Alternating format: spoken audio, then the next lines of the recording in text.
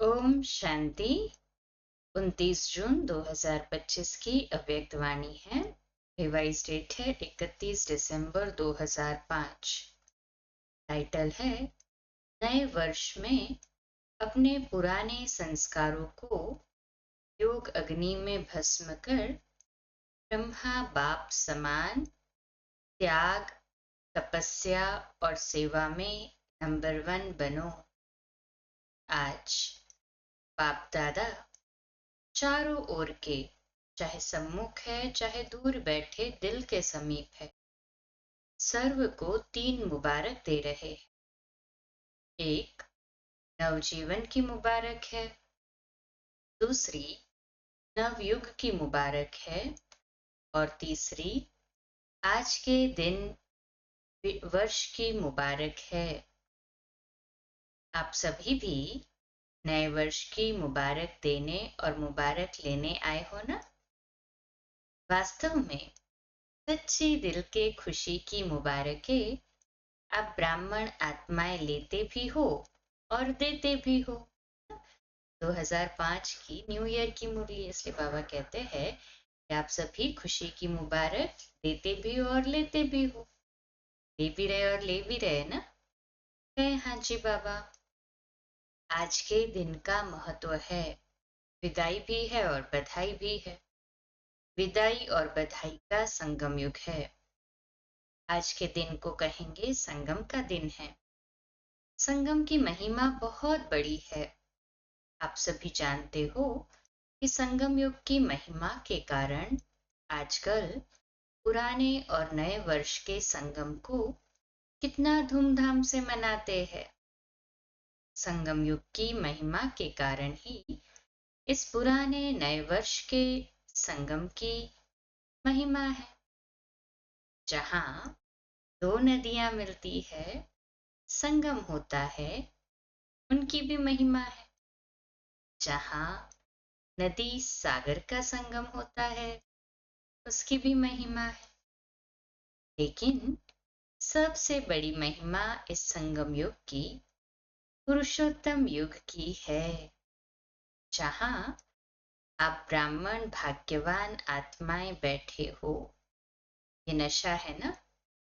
अगर आपसे कोई पूछे आप किस समय पर हो, क्या कलयुग में रहते हो या सतयुग में रहते हो, तो क्या फलक से कहेंगे हम इस समय पुरुषोत्तम संगम युग में रहते हैं। आप कलयुगी नहीं हो, संगम युगी हो। और इस संगम युग की विशेष महिमा क्यों है? क्योंकि भगवान और बच्चों का मिलन होता है, मेला होता है, मिलन होता है, जो किसी भी युग में नहीं होता। तुम मेला मनाने आए हो ना? कहे हाँ जी बाबा। आप मिलन मेला मनाने के लिए कहाँ कहाँ से आए हो? कभी स्वप्न में भी सोचा था कि ड्रामा में मुझ आत्मा का ऐसा भी भाग्य नूंधा हुआ है? आत्मा का परमात्मा से मिलने का भाग्य था और है। बाप भी हर एक बच्चे के भाग्य को देख हर्षित होते हैं। वाह भाग्यवान बच्चे वाह। अपने भाग्य को देख दिल में अपने प्रति वाह, मैं वाह, वाह मेरा भाग्य वाह, वाह मेरा बाबा वाह, वाह मेरा ब्राह्मण परिवार वाह। ये वाह वाह के गीत ऑटोमेटिक दिल में गाते रहते हो ना। कहे हाँ जी बाबा। तो आज इस संगम के समय अपने अंदर सोच लिया है कि किस किस बातों को विदाई देनी है। सभी ने सोचा है सदा काल के लिए विदाई देनी है, क्योंकि सदा काल के लिए विदाई देने से सदा काल की बधाइयां मना सकेंगे। ऐसी बधाई दो जो आपके चेहरे को देख जो भी आत्मा सामने आए वह भी बधाइयां प्राप्त कर खुश हो जाए। जो दिल से बधाई देते व लेते हैं वह सदा ही कैसे दिखाई देते हैं? संगमयुगी फरिश्ता। सभी का यही पुरुषार्थ है ना। ब्राह्मण सो फरिश्ता और फरिश्ता सो देवता। क्योंकि बाप को सब प्रकार के संकल्प व जो भी कुछ प्रवृत्ति का कर्म का बोझ है वह दे दिया है ना। बोझ दिया है या थोड़ा सा रह गया है, क्योंकि थोड़ा भी बोझ फरिश्ता बनने नहीं देगा। और जब बाप बच्चों को बोझ लेने के लिए आए हैं तो बोझ देना मुश्किल है क्या? बाबा तो आया ही लेने, देना सहज है ना। कहे हाँ जी बाबा, मुश्किल है या सहज है? बाबा पूछ रहे। जो समझते हैं बोझ दे दिया है वह हाथ उठाओ। दे दिया है, देखना, सोच के हाथ उठाना। बोझ दे दिया है, अच्छा, दे दिया है तो बहुत मुबारक हो। और जिन्होंने नहीं दिया है वह किस लिए रखा है? बोझ से प्रीत है क्या? बोझ अच्छा लगता है? देखो बाप दादा हर बच्चे को क्या कहते हैं, ओ मेरे बेफिक्र बादशाह बच्चे वाह। तो बोझ का फिक्र होता है ना, तो बोझ लेने के लिए बाप आए हैं, क्योंकि 63 जन्म से बाप देख रहे हैं बोझ उठाते उठाते सभी बच्चे बहुत भारी हो गए हैं। इसलिए जब बाप बच्चों को प्यार से कह रहे हैं बोझ दे दो, फिर भी क्यों रख लिया है? क्या बोझ अच्छा लगता है? सबसे सूक्ष्म बोझ है पुराने संस्कार का। बाप दादा ने हर बच्चे के इस वर्ष का, क्योंकि वर्ष पूरा हो रहा है ना, तो इस वर्ष का चार्ट देखा। आप सबने भी अपना अपना चार्ट, अपना अपना वर्ष का चार्ट चेक किया होगा। तो बाप दादा ने देखा कि कई बच्चों को इस पुराने संसार की आकर्षण कम हुई है, पुराने संबंध की भी आकर्षण कम हुई है, लेकिन पुराने संस्कार, उसका बोझ मेजॉरिटी में रहा हुआ है, किसी न किसी रूप में। चाहे मनसा अशुद्ध संकल्प नहीं, लेकिन व्यर्थ संकल्प का संस्कार अभी भी परसेंट में दिखाई देता है, वाचा में भी दिखाई देता है, संबंध संपर्क में भी कोई न कोई संस्कार अभी भी दिखाई देता है। तो आज बाप दादा सभी बच्चों को मुबारक के साथ साथ यही इशारा देते हैं कि रहा हुआ संस्कार समय पर धोखा देता भी है और अंत में भी धोखा देने के निमित्त बन जाएगा। इसलिए आज संस्कार का संस्कार करो। हर एक अपने संस्कार को जानता भी है, छोड़ने चाहता भी है, तंग भी है, लेकिन सदा के लिए परिवर्तन करने में तीव्र पुरुषार्थी नहीं है। पुरुषार्थ करते हैं लेकिन तीव्र पुरुषार्थी नहीं है। कारण, तीव्र पुरुषार्थ क्यों नहीं होता है? कारण यही है, जैसे रावण को मारा भी लेकिन सिर्फ मारा नहीं, जलाया भी। ऐसे मारने के लिए पुरुषार्थ करते हैं। थोड़ा बेहोश भी होता है संस्कार, लेकिन जलाया नहीं तो बेहोशी से बीच बीच में उठ जाता है। इसके लिए पुराने संस्कार का संस्कार करने के लिए इस नए वर्ष में योग अग्नि से जलाने का दृढ़ संकल्प का अटेंशन रखो। पूछते हैं ना, इस नए वर्ष में क्या करना है? सेवा की तो बात अलग है, लेकिन पहले स्वयं की बात है। योग लगाते हो, बाप दादा बच्चों को योग में अभ्यास करते हुए देखते हैं। अमृत वेले भी बहुत पुरुषार्थ करते हैं, लेकिन योग तपस्या तप के रूप में नहीं करते हैं। प्यार से याद जरूर करते हैं, रूह भी बहुत करते हैं, शक्ति भी लेने का अभ्यास करते हैं, लेकिन याद को इतना पावरफुल नहीं बनाया है।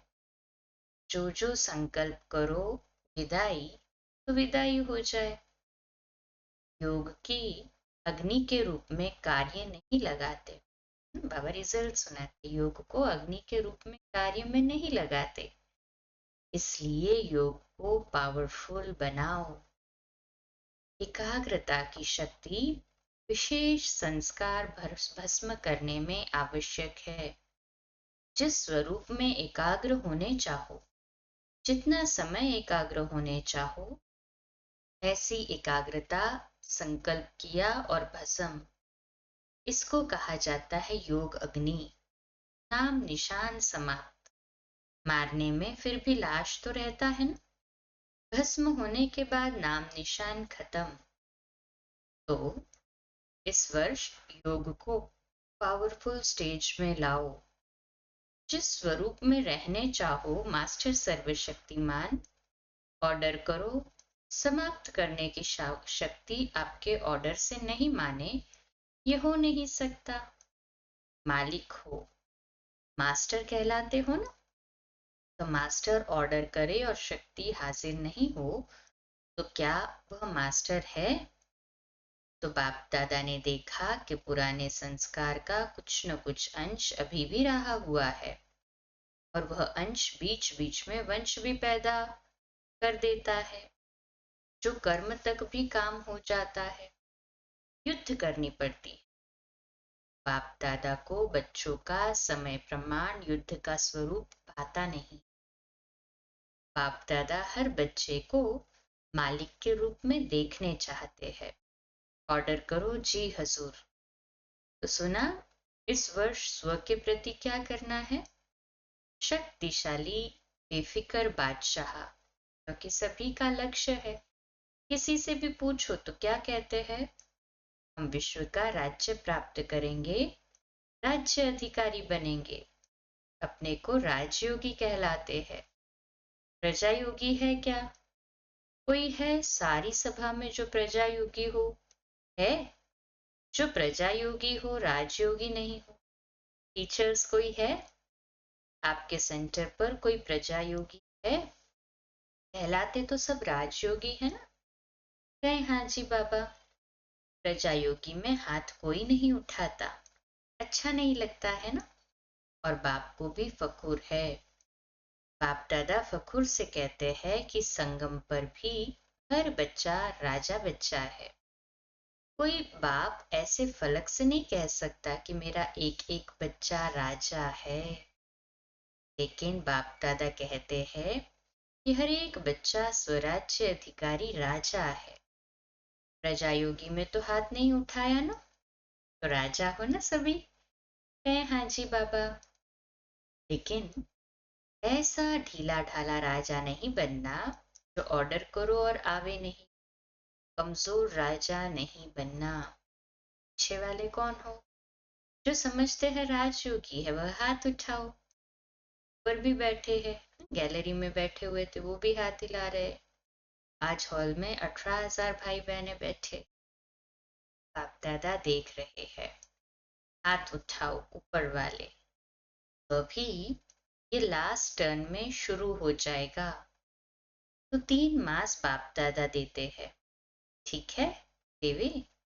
होमवर्क देंगे क्योंकि ये बीच बीच का होमवर्क भी लास्ट पेपर में जमा होगा। 3 मास में हर एक अपना चार्ट चेक करना। मैं मास्टर सर्वशक्तिमान होकर किसी भी कर्मेंद्रियों को, किसी भी शक्ति को जब ऑर्डर करे, जो ऑर्डर करे वह प्रैक्टिकल में ऑर्डर माना या नहीं माना। कर सकते हो? पहली लाइन वाले कर सकते हो? हाथ उठाओ। अच्छा। 3 मास कोई भी पुराना संस्कार वार नहीं करे। अलबेले नहीं बनना, रॉयल अलबेलापन नहीं लाना। हो जाएगा, ऐसे नहीं। बाप दादा से बहुत मीठी मीठी बातें करते हैं।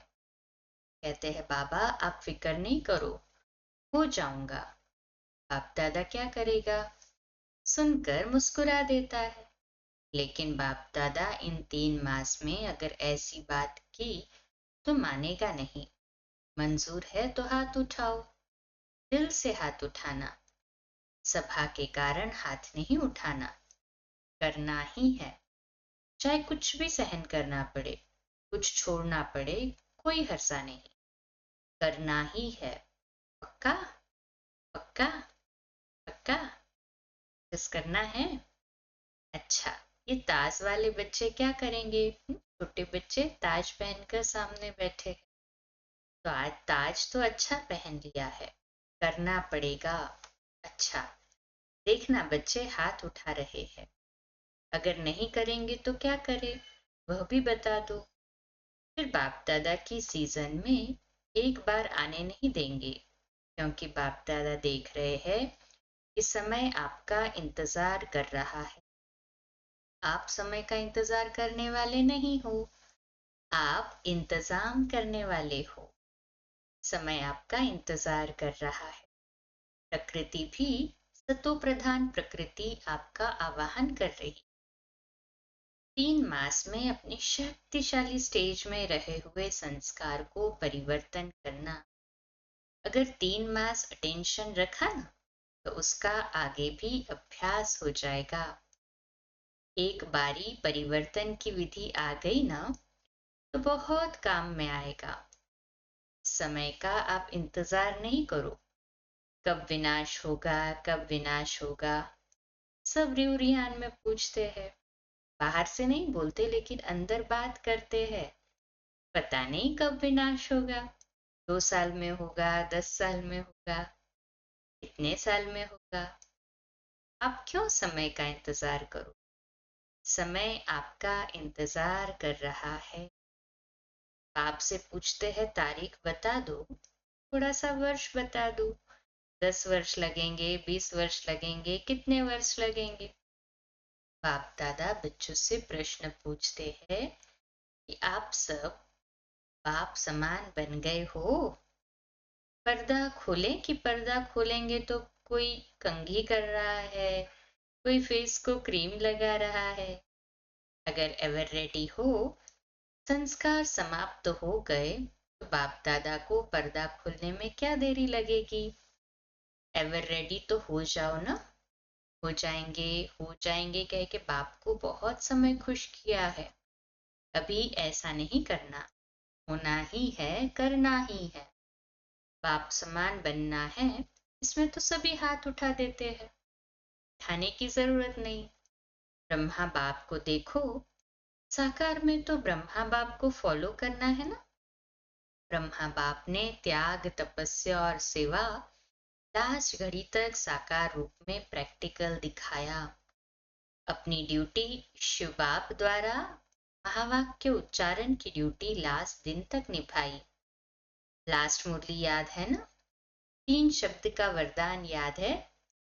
निराकारी, निर्विकारी और निरहंकारी बनो। जिसको याद है वह हाथ उठाओ। अच्छा, सभी को याद है, मुबारक हो। त्याग भी लास्ट दिन तक किया, अपना पुराना कमरा नहीं छोड़ा। बच्चों ने कितना प्यार से ब्रह्मा बाप को कहा, लेकिन बच्चों के लिए बनाया, स्वयं यूज नहीं किया। और सदा 2:30-3 बजे उठकर स्वयं प्रति तपस्या की, संस्कार भस्म किए, तब कर्मातीत अव्यक्त बने, फरिश्ता बने। जो सोचा वह करके दिखाया। कहना, सोचना और करना तीनों समान।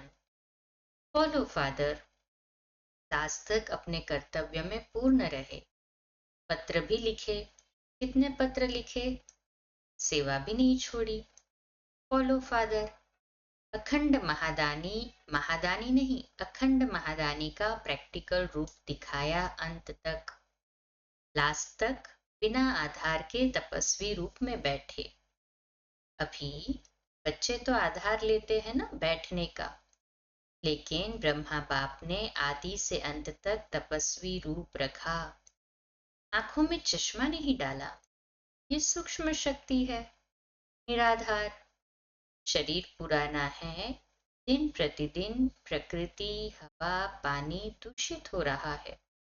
इसलिए बाप दादा आपको कहते नहीं है, क्यों आधार लेते हो, क्यों चश्मा पहनते हो। पहनो, भले पहनो, लेकिन शक्तिशाली स्थिति जरूर बनाओ। सारी विश्व का कार्य समाप्त किया है। दादा आपसे प्रश्न पूछता है, आप सभी संतुष्ट हो कि विश्व कल्याण का कार्य पूरा हो गया है? जो समझते हैं कि विश्व कल्याण का कार्य समाप्त हो गया है, वह हाथ उठाओ। एक भी नहीं ऐसे समझते। कैसे कहते हो विनाश होगा? काम तो पूरा किया नहीं। अच्छा, चारों ओर के सदा उमंग उत्साह में आगे बढ़ने वाले, सदा हिम्मत से बाप दादा को पदम गुना मदद के पात्र बच्चों को, सदा हिम्मत से बाप दादा की पदम गुना मदद के पात्र बच्चों को सदा विजयी रत्न है, हर कल्प में विजयी बने थे, अब भी है और हर कल्प में विजयी है ही। ऐसे विजयी बच्चों को सदा एक बाप दूसरा न कोई, न संसार की आकर्षण न संस्कार की आकर्षण, दोनों आकर्षण से मुक्त रहने वाले सदा बाप समान बच्चों को बाप दादा का याद प्यार और नमस्ते। हम रूहानी बच्चों की रूहानी बाप दादा को याद प्यार, गुड मॉर्निंग और नमस्ते। वाह बाबा वाह, शुक्रिया बाबा शुक्रिया। आज का मीठा वरदान है, सदा काल के अटेंशन द्वारा विजय माला में पिरोने वाले बहुत समय के विजयी भव। आज का सम्मान, मैं विजयी आत्मा हूँ। विश्लेषण, बहुत समय के विजयी विजयमाला के मन के बनते हैं। विजयी बनने के लिए सदा बाप को सामने रखो। जो बाप ने किया वही हमें करना है। हर कदम पर जो बाप का संकल्प वही बच्चों का संकल्प, जो बाप के बोल वही बच्चों के बोल, तब विजयी बनेंगे। ये अटेंशन सदा काल का चाहिए, तब सदा काल का राज्य भाग्य प्राप्त होगा। जैसा पुरुषार्थ वैसी प्रारब्ध है। सदा का पुरुषार्थ है तो सदा का राज्य भाग्य है। स्लोगन, सेवा में सदा जी हाजिर करना, यही प्यार का सच्चा सबूत है। अव्यक्त इशारा आत्मिक स्थिति में रह अभ्यास कर अंतर्मुखी बनने का। जैसे कोई भी व्यक्ति दर्पण के सामने खड़ा होता ही स्वयं को साक्षात्कार कर लेता है। दर्पण के सामने खड़ा होता है तो स्वयं का साक्षात्कार कर लेता है। वैसे आपकी आत्मिक स्थिति शक्ति रूपी दर्पण के आगे कोई भी आत्मा आवे तो वह 1 सेकंड में स्वस्वरूप का दर्शन व साक्षात्कार कर ले। आपके हर कर्म में, हर चलन में रूहानियत की अटेंशन हो। जो स्वच्छ आत्मिक बल वाली आत्माएं हैं वह सबको अपनी ओर आकर्षित जरूर करती है। अच्छा, कम बोलो, धीरे बोलो, मीठा बोलो, सत्य बोलो, सोच समझकर बोलो। निमित्त भाव, निर्माण भाव, निर्मल वाणी। आज का नया दिन आप सभी को मुबारक हो, मुबारक हो, मुबारक हो। शुभ दिवस। ओम शांति।